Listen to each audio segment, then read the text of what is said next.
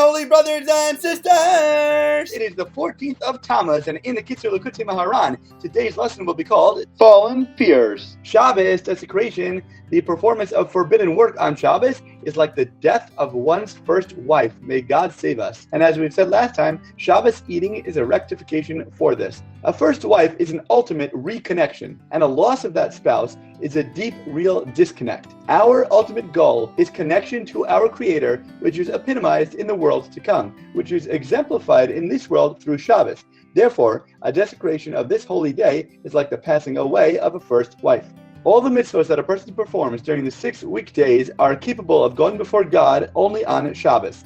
On that day, these mitzvahs ascend and walk before God, and God takes great delight in them, even if they were performed by the lowliest Jew and without the concentration and perfection befitting a mitzvah. These mitzvahs blaze a well-trodden and wide path by which to draw close to God. All this is accomplished through Shabbos eating, which is the primary way to honor Shabbos. Buying food every single day can be a mitzvah in preparation for Shabbos. On Sunday, when we find something nice, we can set it aside for Shabbos. And the next day, when we come across something even better, it replaces the first day's food, and we keep getting more mitzvahs. Woe is me that I dwelled in Meshach. Psalms 125. It was King David's way to think that during his prayers that he was pained by the fact that he harbored fallen fears. These fears are represented by the word Meshach, since they derive from the 320 strict judgments. Meshach also means from the 320. Moreover, the word Garti, I dwelt, can also mean I was afraid. Thus, the verse, woe is me that I dwelled in Meshach, can also mean, woe is me that I was afraid of the 320 judgments. We must work on not being afraid. Since there is nothing in this world outside of God, when we fear the one, we fear no one.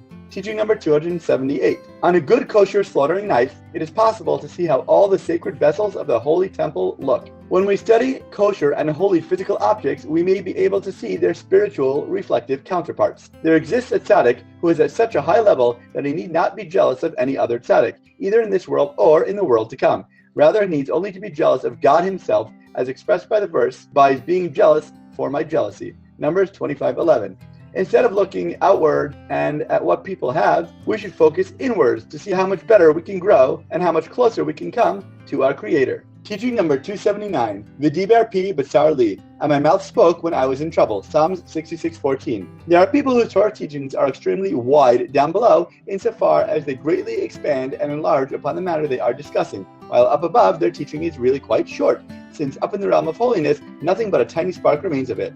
Conversely, the true tzaddikim teach Torah lessons, which down below appear to be short, but up above these teachings are extremely wide and great.